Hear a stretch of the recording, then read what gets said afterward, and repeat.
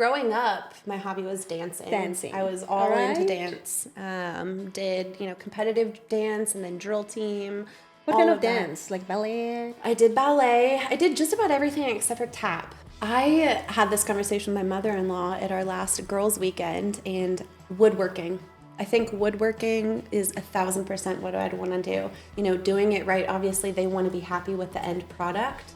But yeah, I think it's just doing it right for the client, but also for your own team, and having it be somewhat of a seamless process internally too. Sourcing countertops, I wish so badly there was a way suppliers and fabricators would get together and figure out a way to price slabs. Be a sponge, soak up any amount of knowledge that you can from anybody in the industry who's willing to share. The construction world is fascinating, but it's not perfect. Behind every building you admire, there are creators, dreamers, and problem solvers bringing ideas to life. Join me as we uncover the stories and insights of the professionals shaping the world around us.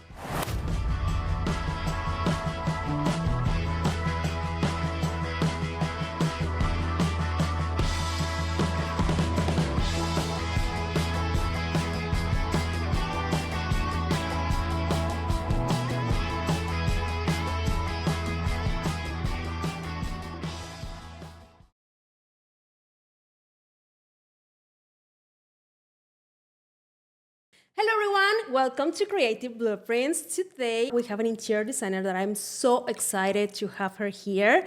Welcome to Creative Blueprints, Erin.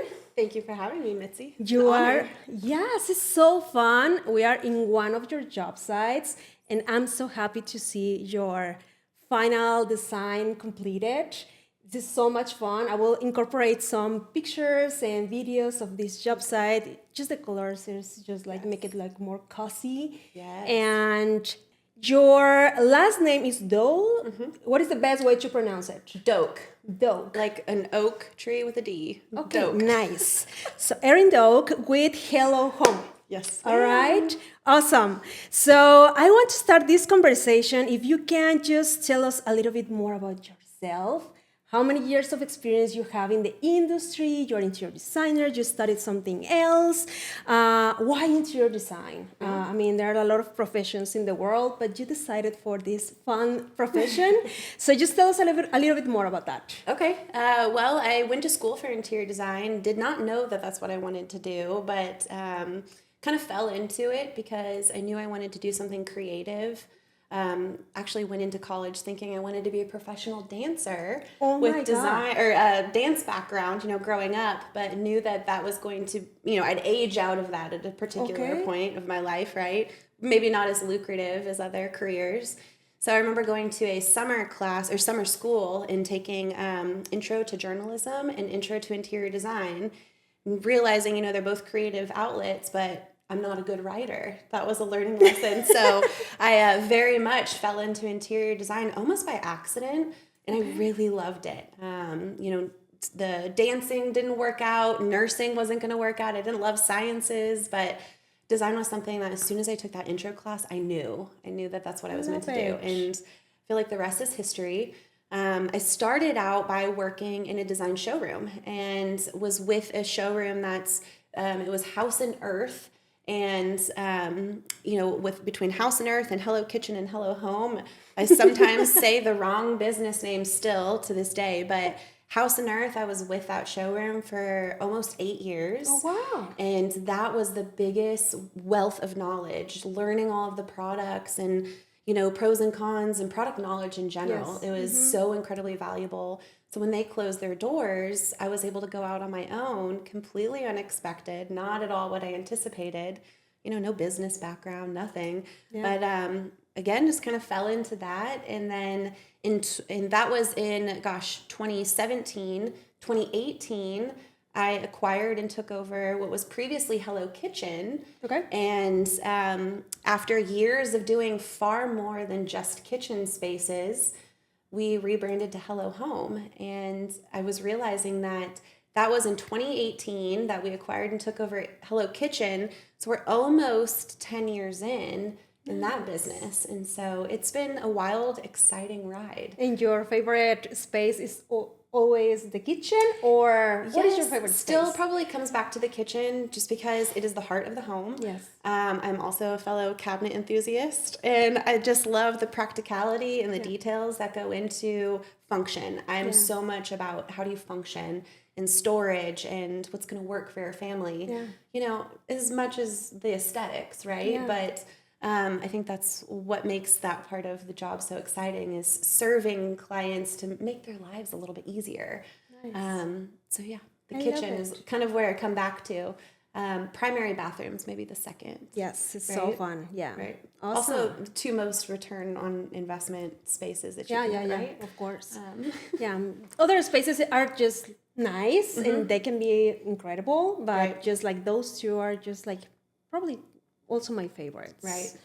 But yeah, another question, and actually this one is not in part of this Okay, list. Surprise. What is your happy place? We are like, designing spaces, we go to many other places. What is your happy place? My happy place is, as lame as it might sound, is my house, my own home.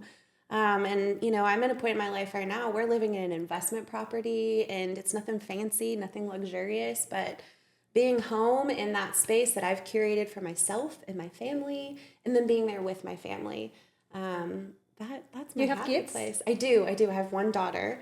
She's nice. 3 going on 13. She'll be Awesome. 4 in July, but yeah, being home with her, and she sees what I'm doing around the house, putzing around, decorating, restyling spaces, and I think she's started to really? naturally get into it. I saw her rearranging things in her room the other day, so That's so cool. I wouldn't be mad if she followed in Mom's footsteps. Won't force it, but Do you remember yourself doing kind of those things when you were a yes. kid? Oh yeah, I remember very vividly when I was fighting my mom to paint my room yellow. And I had a Vera Wang bed set from Kohl's that I loved.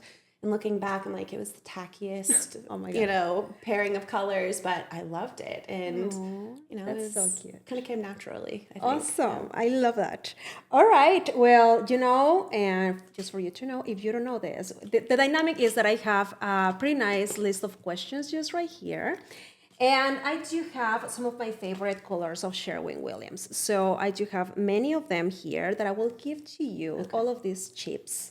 And you can pick your favorite color, and each color is a different question. Okay. Just let me know what is your favorite, and I can ask the question. I love this. I feel like we couldn't be in a more perfect background for this, because this is probably one of the most colorful projects I've done to date. It's so beautiful. So this dynamic is fun. I like this. Okay, let's start with this. I don't have my glasses on. Hushed Auburn. Hush Auburn. Actually, I use this one for the showroom. So, Ooh, okay, good pick. let's see. Okay, just started with a fun one. If your business had a theme song, what will it be? Okay, I was thinking about this question and trying to come up with something really good because I'm a music nerd, but I'll just go with what came to mind, every time.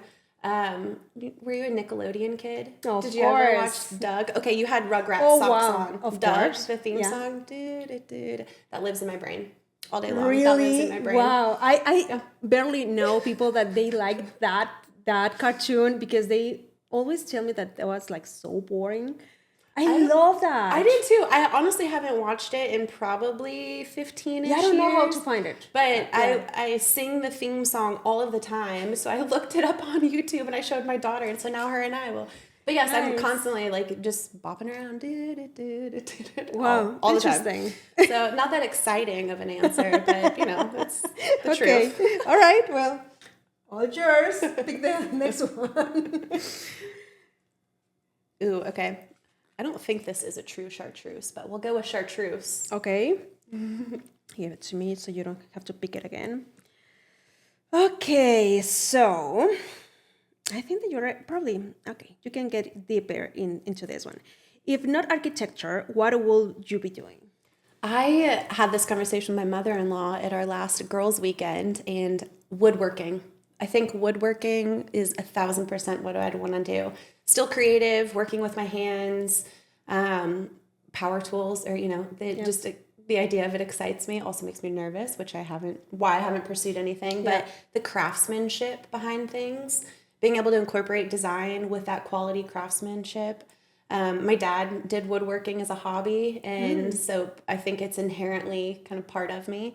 But I think being a really, really skilled woodworker would be incredible. Do you have like a wood that you really like, the vein or the texture or the color? I'll always love a walnut. A walnut will forever be my favorite. Yes. You just can't go wrong. Nice. Can't go wrong. I love that. Right? Nice. Do you do like something in your house that you do those kind of things with wood? Like, I don't know, like I have seen a lot of videos like people just like getting something from antique shops and just like renovating all of that. And I have in the past. For example, my mother-in-law handed me down a dresser set that I sanded down and refinished from my daughter's room. So little things like that, but nothing that I would ever do and, try to sell to a client or incorporate into a project, because DIY is very separate from design.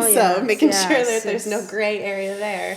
And that, if I had to boil down some sort of hobby, that'd probably be it, I love that. some of the, reworking some pieces and things like that. But truthfully, I like the patina and the age and character that comes with older pieces. Yes. So I tend to just oil it up and let it live as it has been. So I like that. And actually, I like the color that you picked for. That is white oak? The one yes, that you did here? I think this is actually an oak that we just use a walnut stain on, because as you nice. know, walnut is more expensive than a lot of other wood species. So you can kind of have some sneak arounds, just use a wood stain. Nice. All right. Would you like to pick another one? Yes, ma'am. All right. Okay, let's switch it up. Let's go with a sun-dried tomato. Sun-dried tomato. Okay. So, okay, what does doing it right mean to you? That's a good question. I would say happy client, obviously, right? You want a happy client at the end of it. But doing it right, I think internally too, is not just a happy client, but you've kind of crossed all of the checklist off. You haven't felt like you're scrambling at any point of the phase or, project. You're on top of things, you're addressing things before a client can get to you and ask questions.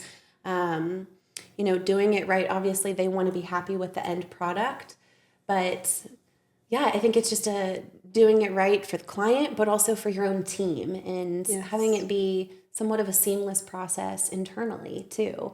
I think it's just as important than, as the client facing part of it, right? What is the feedback that probably, I don't know, like your team members, do you have team members in your, okay. I do, yeah. Have you received any feedback like, oh, thank you for doing this? Like, for example, my boss, that I will have him here in the podcast.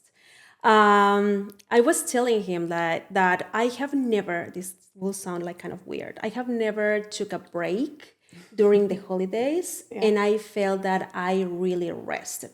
Yeah. Because sometimes when we take like some couple of days off or you are out of the office, the whole team continues working there. And it's just like, oh, something else is happening, like you're anxious of what is happening when you are not in the office. Yep.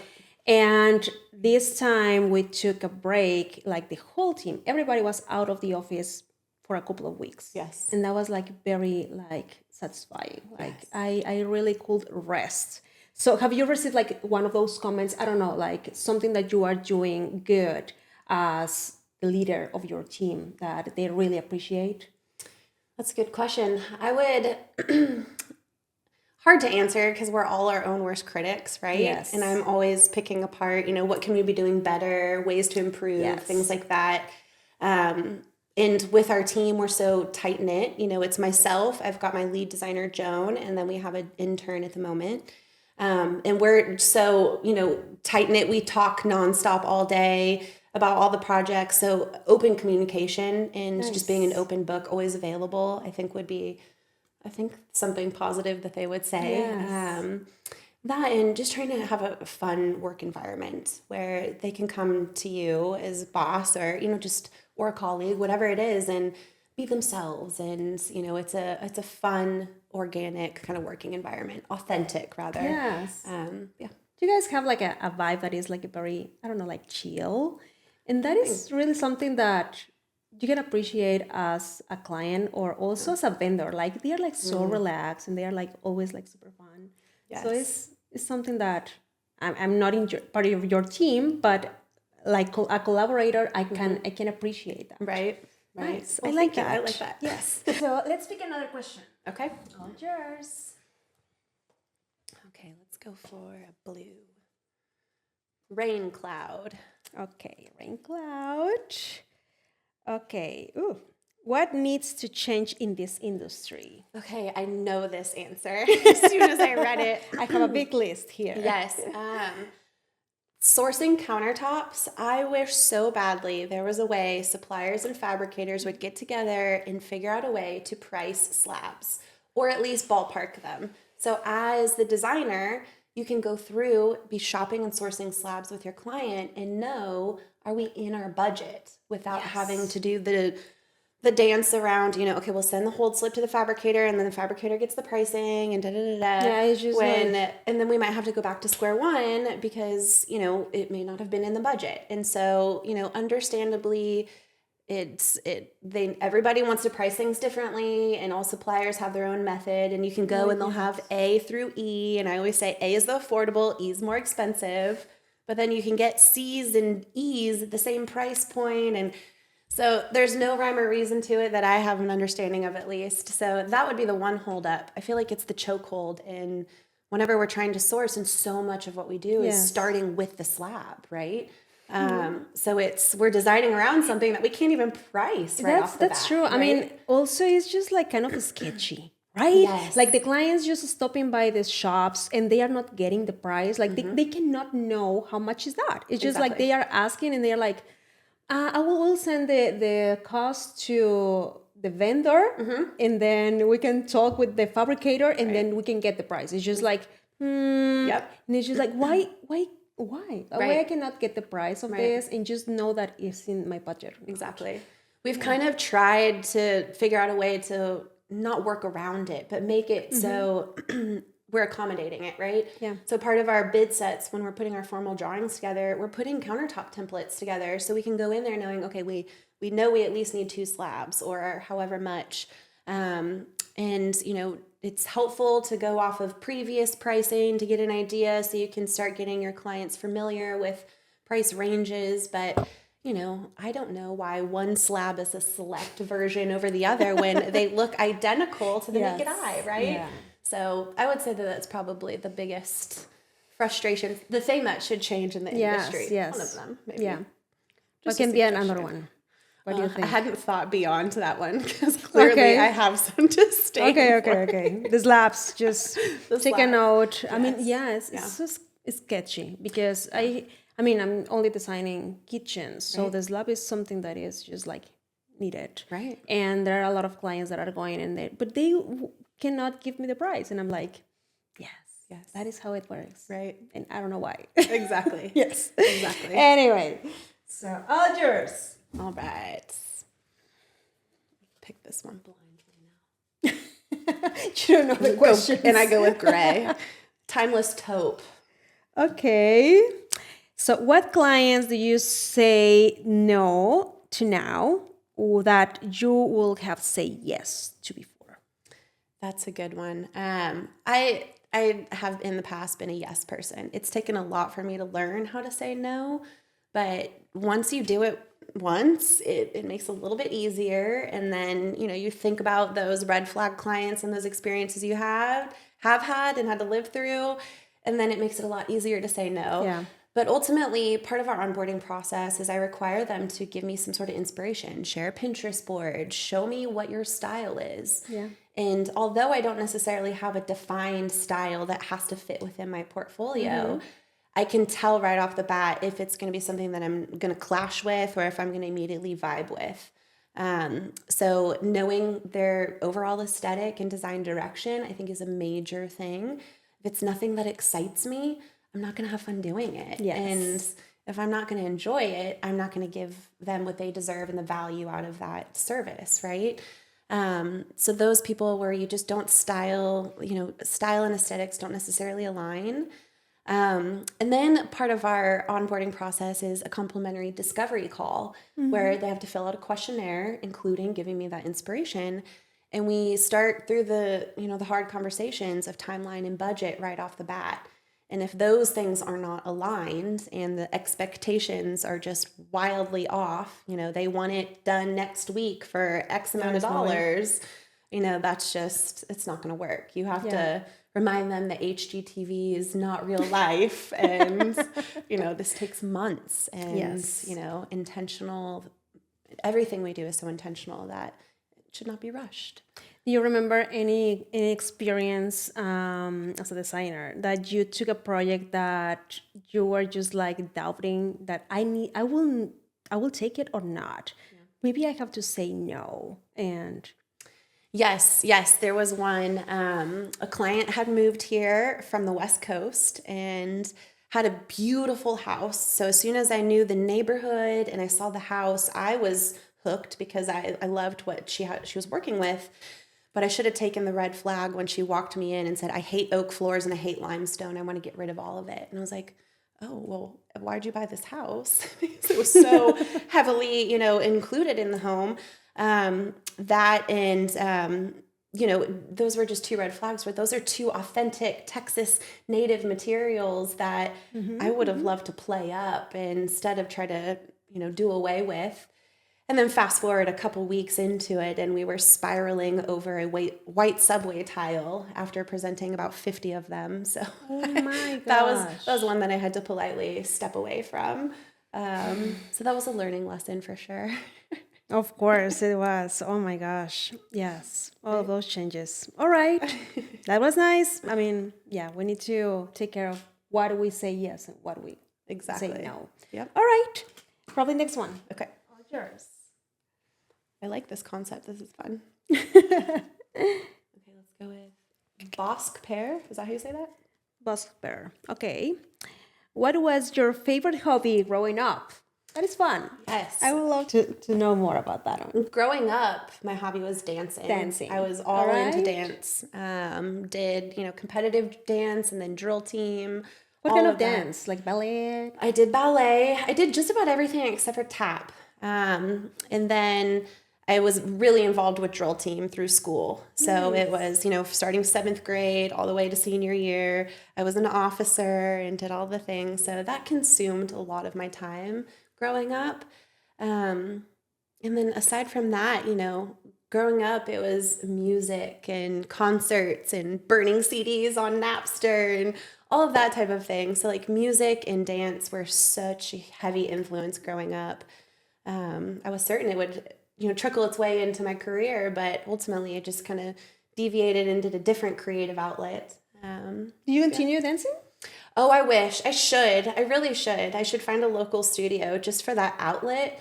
But no, I haven't. I broke my leg senior year. That's what kind of put a stop to this dream of being a dancer for, a living. And it made me really realize that you physically are going to get, kind of capped at a certain point. So I have a metal rod and 2 screws in my leg. And so when that happened, I got ran over by a golf cart. This was during a golf tournament. It was a fundraiser for our drill team. And the golfers were the dads and, the dancers were the caddies. Wow. And my dad passed away when I was young. So I had a friend as my golfer and we were horsing around. I was riding on the side of the golf cart. I flipped off and he ran over my leg and... I'm so sorry. No, it's okay. It's all healed up now. But, after that, it made me realize, my body is going to have limitations. Yes, for sure. So I don't necessarily want to pick a career that's going to be based on my physical limitations. That's good. Right? Wow. I love that. And your baby is going to, I don't know, like something like dancing or something like that? She's been asking me about ballet class for the last 2 weeks. So we're going to get her set up for something in summer. My husband's a lacrosse coach. So he's like, let's get her on the field and running and anything. But I'm like, well, what about hand-eye coordination and, being good with her feet, right? Agility. Yes. That can translate to the field too. For sure. So nice. She'll be doing some ballet this summer. Yay. All right. So the very last question for you. right. Pick a good one. All right. Let's go with Tiger Eye. Tiger Eye. Okay. What's the most meaningful compliment you have received? Oh man, I think honestly, probably because it's fresh. Just this morning when we were prepping and styling for this shoot, homeowner's been joining us today, and it's been a blast. But she mentioned that social media presence and just in general, she was like, I just appreciate that you're human. And I was like, you know what? I really appreciate that. I try to be authentic or just myself, right? So much of what we see on social media or just out there in Yes. the virtual world these days, you never know what's real, what's authentic. Exactly.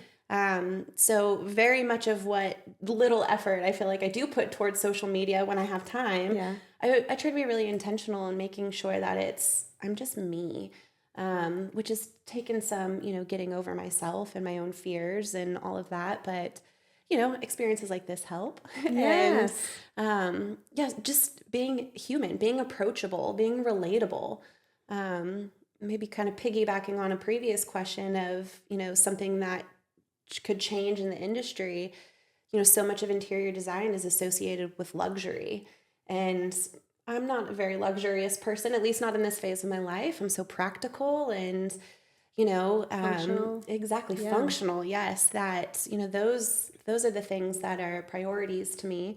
And so I want to design spaces for people that work for them and, in the meantime, be friendly and kind and have it be an enjoyable process, right?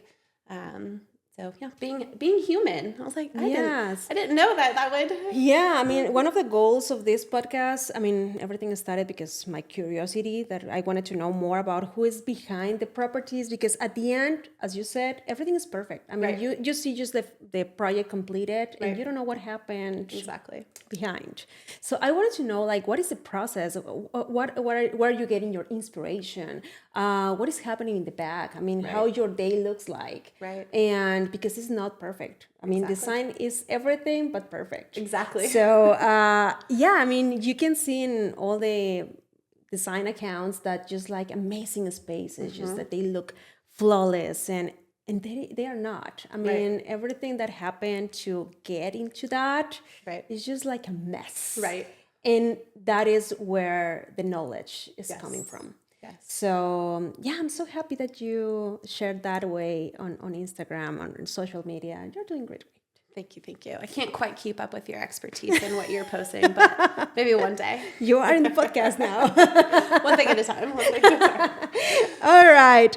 Well, I would love that you can, we can close this conversation. If you can give us a little advice or a big advice to all the future talents in the industry, even if they want to start into the interior design or just in the construction industry, how you can, what will be your best advice for them? Be a sponge, soak up any amount of knowledge that you can from anybody in the industry who's willing to share. I found so much value, as I mentioned, working in a showroom space and absorbing all of that product knowledge.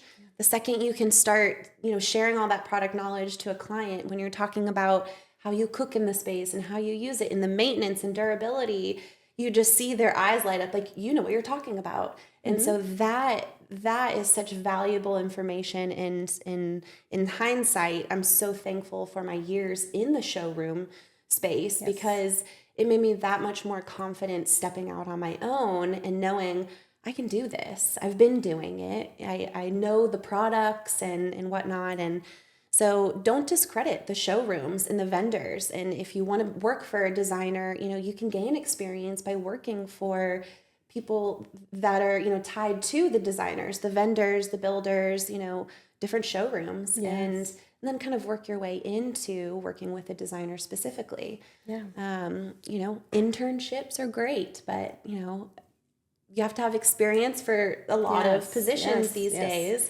So just starting wherever you can, self-taught, a lot of like Google SketchUp and, tutorials. The internet is wonderful with endless resources on tutorials on how to learn things. So being ambitious and taking the initiative to learn things on your own and just being a sponge, soaking up any knowledge from anybody you possibly can. Did you have at some point of your career someone that you can mention that was your mentor, or what was the importance of mentorship? Absolutely. I would 100% say Lillian Steckel was one of my mentors. I would even put Caesar in that category too. After working with him for over a decade, I was trying to, on the drive here today, count how many projects. I've lost count after all the years. I'd have to go through like my archives of projects. But yeah, Lillian Steckel, I worked with her. I mentioned the showroom that I was with closed, and I was kind of going out on my own. And she kind of picked me up during that transition, and I worked with her and learned a lot about commercial work, learned a lot about how it is to run a business on your own, the nitty gritty of that and how much hustle goes into it. And she's continued to be, a cheerleader in the background. And, so I adore and will forever cherish that relationship. And then, Caesar, yes, he's just a wealth of knowledge. I ask him a question and he's got all of this information and a resource and a referral. Let me give you his number. And, so I would consider him one as well. Absolutely. A couple of shout outs for them. Yes. Awesome. Yes. Fantastic. Well, I love that. And if you can share with us your information, Yes. how people can reach you out, how people can find you on Instagram, Facebook, your website, email, whatever that you want to share, all yours. Okay. So Instagram is hellohome_design. And then our website is hellohomedesign.com. And email is Erin, ERIN, at hellohomedesign.com. But feel free to reach out. Fantastic. You are based here in Austin? Well, actually, we're kind of based in two different places. Our lead designer, Joan, is based here in Austin. I ran the business here for 15-ish years, or have been working here 15 years, but in 21, sold our house, and we're now located in Bryan College Station. Nice. So I'm about 2 hours away. So I say that we're based in both places. I have a studio space in Bryan now, and I'm making at least weekly trips to Austin. So kind of share my time a little bit. I can't get rid of this Austin market. Not mad about it, but we've just had word of mouth business that's continued the momentum. So I'm very grateful for it. But, yeah, if you have any projects that you can send to Erin, if you are based over there or just here in Austin, she can take care of that. Yes, ma'am. Awesome. Well, thank you so much, Erin, for Thank being you. part of Creative Blueprints. I loved our conversation, and I hope you can, you guys can see all the interview and all of the interviews that we have here. It was a pleasure to have you. Thank you so much. And you guys go and check all the interviews that we have. Of course, go to our Instagram and follow us at _Creative Blueprints, my professional account, mitzi_avila.designer, and I will see you in the next interview. Thank you so much. Thank you for having me, Mitzi. Bye. It's been fun. Bye.